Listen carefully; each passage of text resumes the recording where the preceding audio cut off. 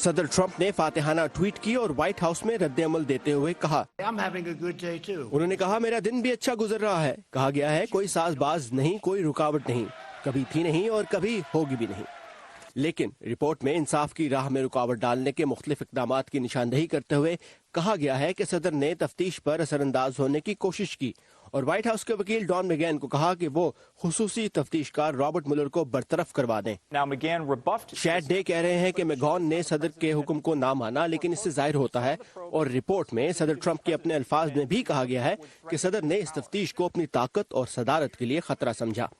Report کے مطابق انصاف کی راہ میں رکاوٹ بننے کی کوششیں صرف اس لیے کامیاب نہیں ہو سکی کہ صدر کے قریبی ساتھیوں نے ان کے احکامات کو نظر انداز کیا.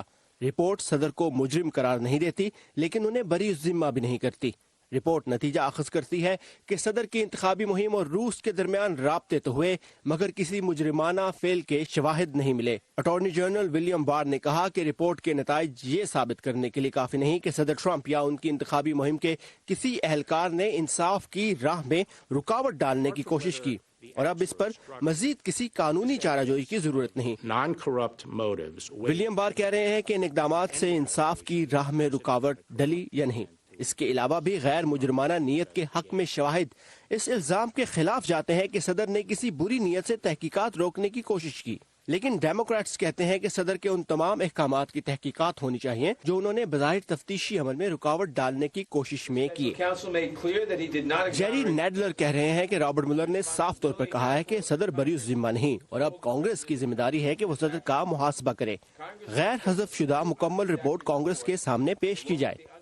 ماہرین کا کہنا ہے کہ صدارتی طاقت کا استعمال کرتے ہوئے رکاوٹ ڈالنے کی کوششوں کے ثبوت صدر ٹرمپ کے بقیہ دور صدارت پر سیاہ بادل کی طرح چھائے رہیں گے.